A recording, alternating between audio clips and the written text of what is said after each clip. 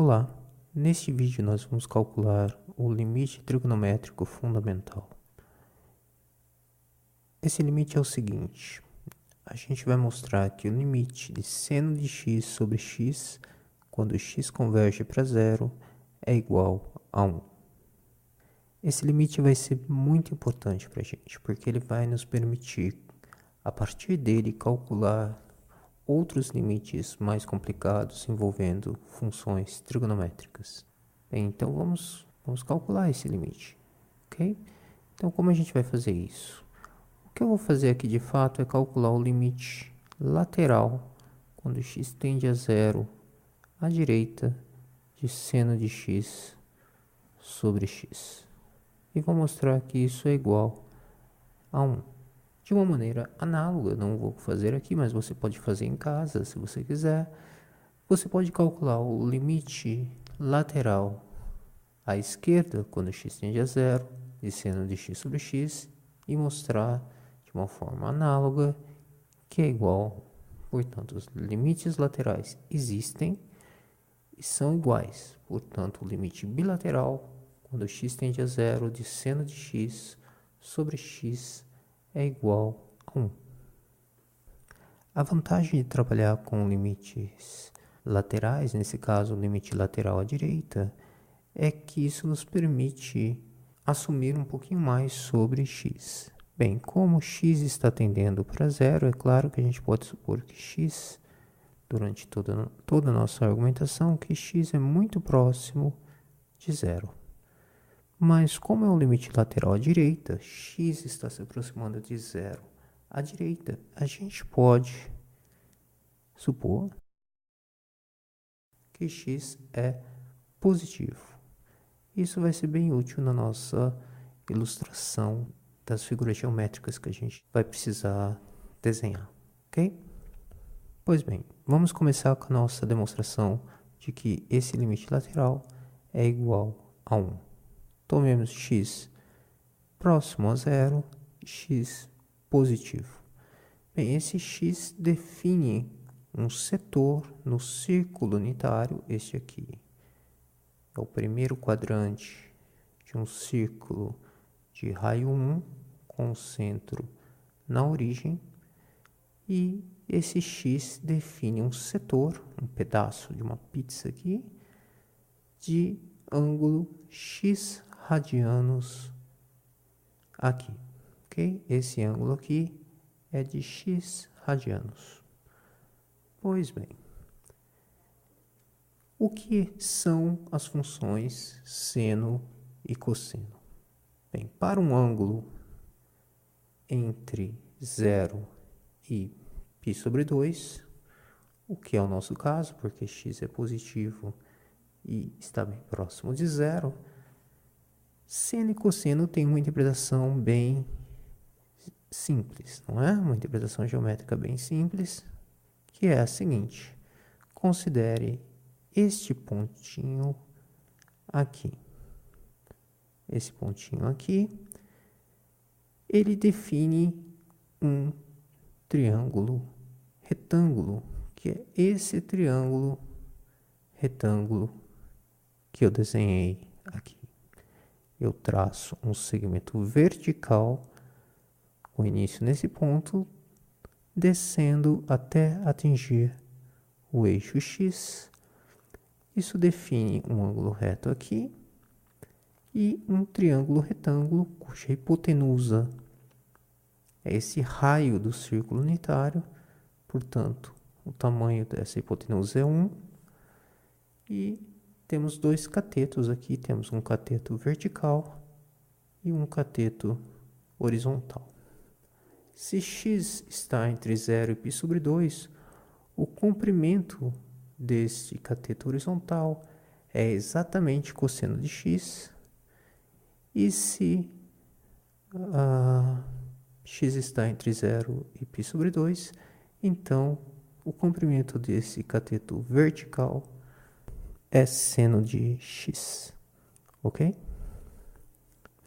Se nós tivéssemos um ângulo em outro quadrante, então o tamanho dos catetos também estaria relacionado com seno e cosseno, mas não seriam exatamente o comprimento, mas seria igual ao comprimento desses catetos a menos de um sinal, tá certo?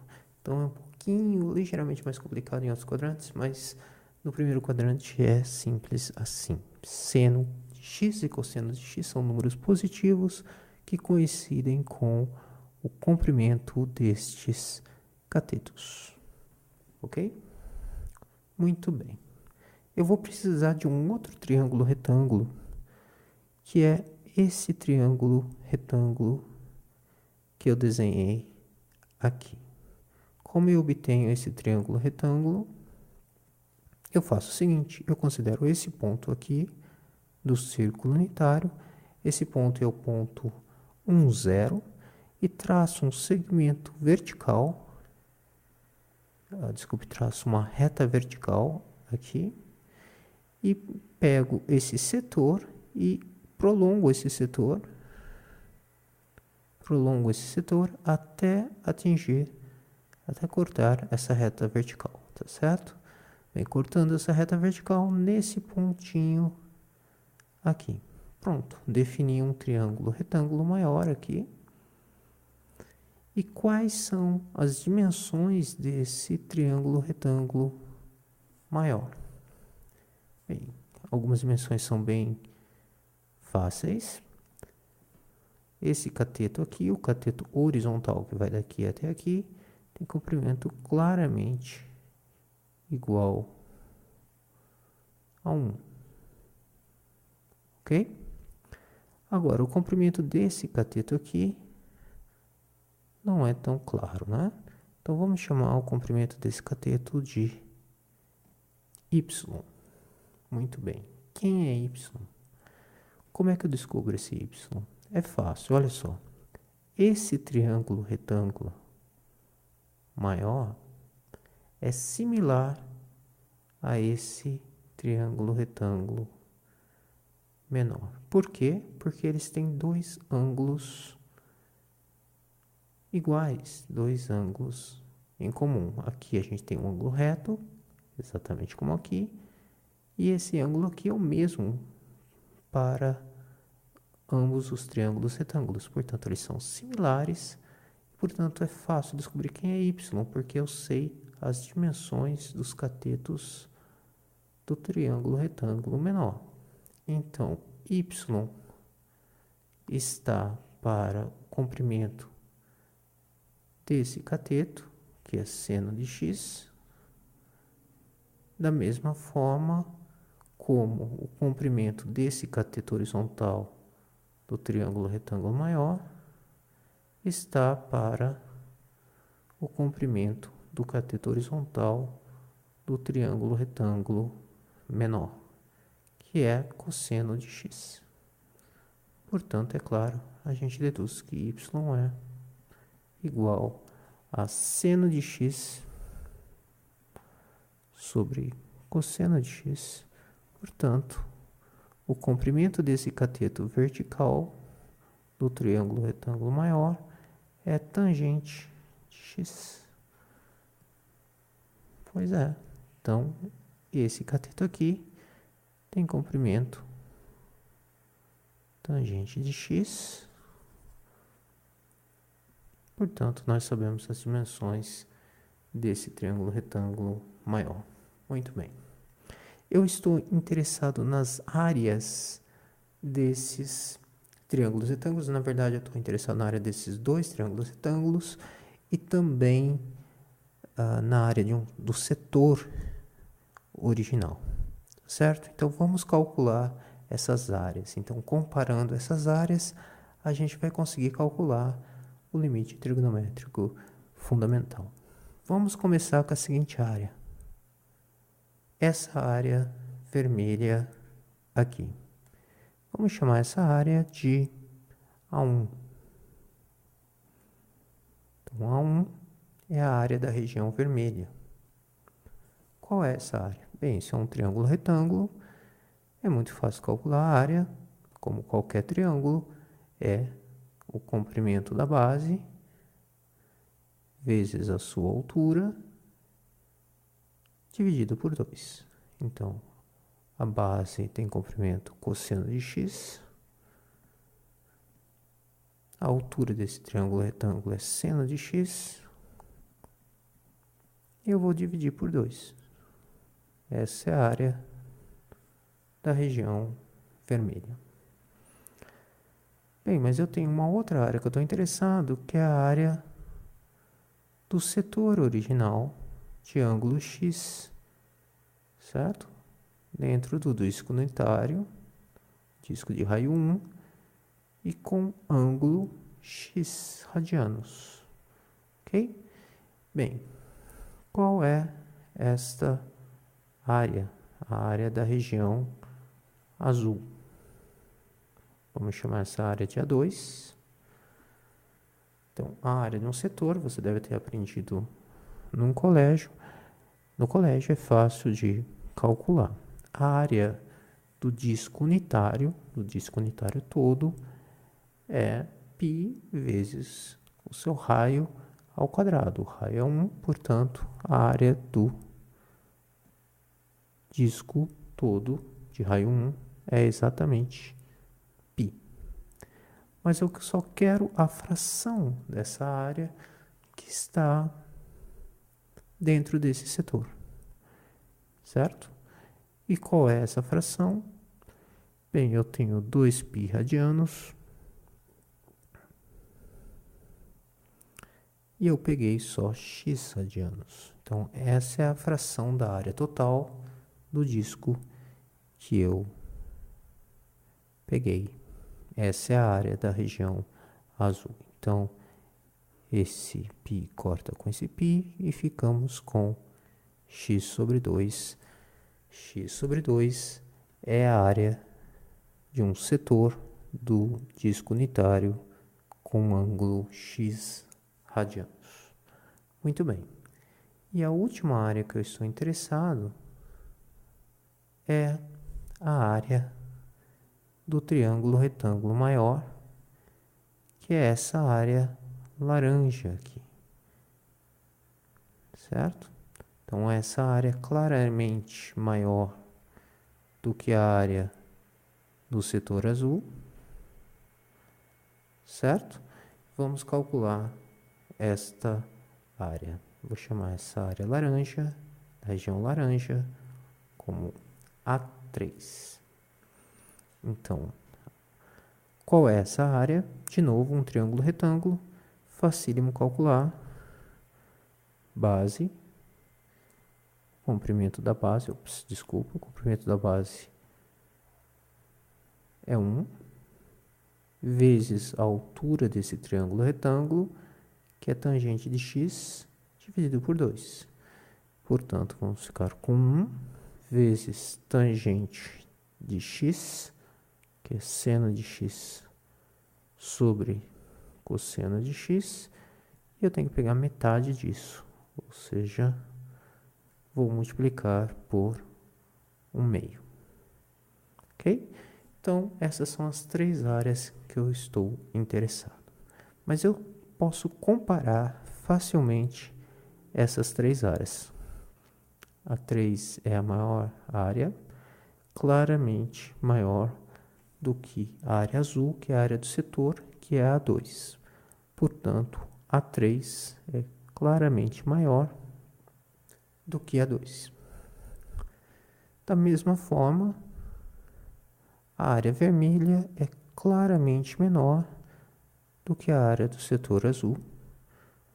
A área vermelha é a 1, a área do setor azul é a 2, portanto,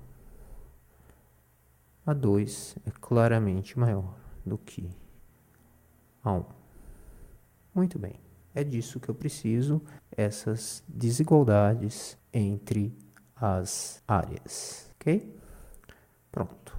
Agora eu posso esquecer o desenho e só utilizar essas desigualdades. Então, o que nós temos aqui? Nós temos que A1 é menor do que A2, que é menor do que A3.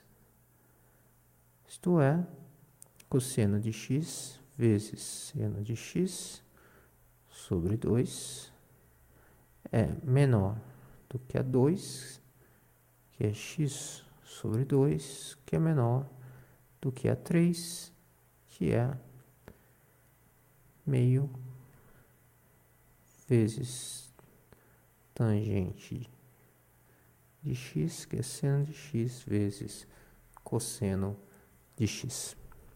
Agora eu vou fazer o seguinte, eu vou pegar essas desigualdades e vou multiplicar tudo por 2 sobre seno de x. Então note que, lembre-se que x é positivo e muito próximo de zero. Seno de x é um número estritamente positivo. X é próximo de zero, mas diferente de zero. Então, seno de x é diferente de zero. Essa expressão, portanto, é porque x é positivo, né, e próximo de zero, seno de x é positivo, então esse termo é positivo. Quando eu multiplico essas desigualdades, o sinal, a ordem, né, ou as desigualdades não são invertidas, então eu vou ficar com o quê? Seno de x vezes cosseno de x sobre 2 multiplicado por 2 seno de x vai nos dar cosseno de x, certo? Essa desigualdade fica na mesma, porque esse termo é positivo. X sobre 2 multiplicado por 2 sobre seno de x, a gente fica com x sobre seno de x, que é menor do que meio seno de x sobre cosseno de x, vezes 2 sobre seno de x. A gente fica com esse 2 corta com esse 2 aqui corta com esse 2 aqui, e a gente fica, esse seno corta, seno no numerador corta com o seno no denominador, ficamos com 1 sobre cosseno de x. Então, ficamos com essa expressão aqui, mas a gente está interessado em seno de x sobre x e não x dividido por seno de x, então a gente vai inverter todos os termos nessa desigualdade. Então, invertendo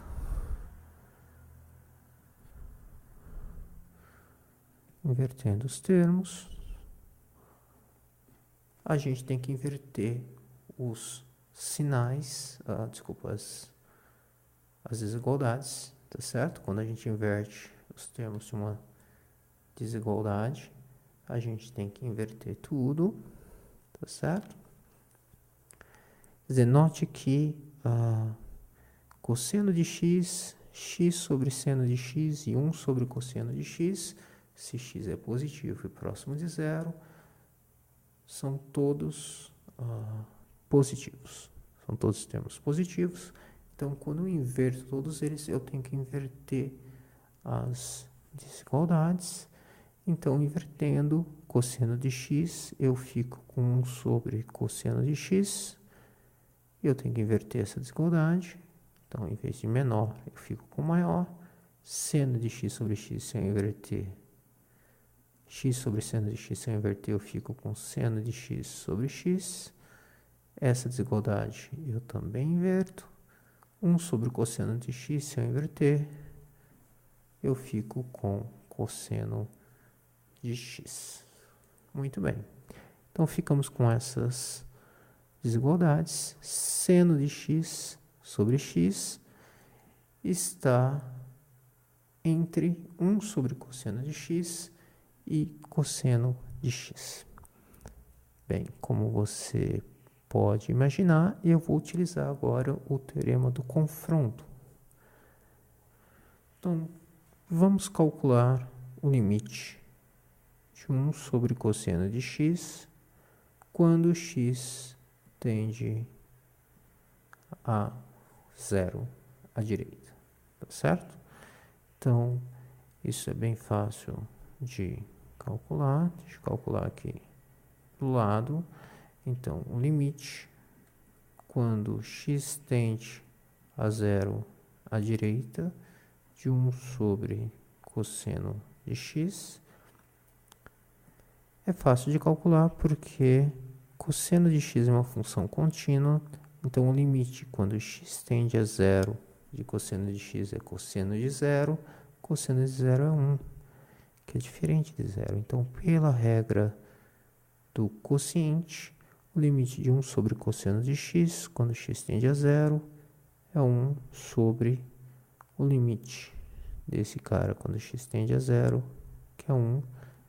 Portanto, isso nos dá 1. Então, o limite dessa função aqui, que é maior sempre que seno de x sobre x, quando x tende a zero à direita, é 1. Da mesma forma, é até mais fácil, né? O limite quando x tende a zero à direita de cosseno de x é cosseno de zero, porque cosseno é uma função contínua, é só substituir o valor em zero, né? Então, ficamos com cosseno de zero, que é 1 também. Então, esse limite aqui, quando x tende a zero à direita, nos dá 1 também. Então, pelo teorema do confronto, o limite de seno de x sobre x quando x tende a zero à direita também é 1, certo? Por quê? Porque esta função aqui está entre duas funções, 1 sobre cosseno de x e cosseno de x, e o limite de ambas as funções, 1 sobre cosseno de x e cosseno de x, quando x tende a zero à direita, é 1. Então, pelo teorema do confronto, ou teorema do sanduíche, né? Teorema do confronto. Algumas pessoas chamam esse teorema de teorema do sanduíche. O limite de seno de x sobre x, quando x tende a zero, é 1 também, ok? Então, deixa eu escrever aqui. Logo, o limite quando x tende a zero à direita de seno de x sobre x é igual a 1. Ok? Muito bem. Você pode fazer de maneira muito parecida com o que eu fiz aqui. Você pode calcular. Então, analogamente, isso é um exercício, você precisa realmente fazer as contas, tá certo? Eu não estou fazendo.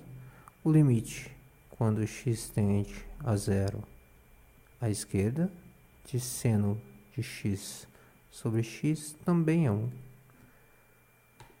E, portanto, como o limite à direita e à esquerda existem e são iguais, o limite bilateral, quando x tende a zero, sem nenhuma restrição, de seno de x sobre x também é igual a 1. Então, a gente calculou o limite trigonométrico fundamental. Ok? É isso aí.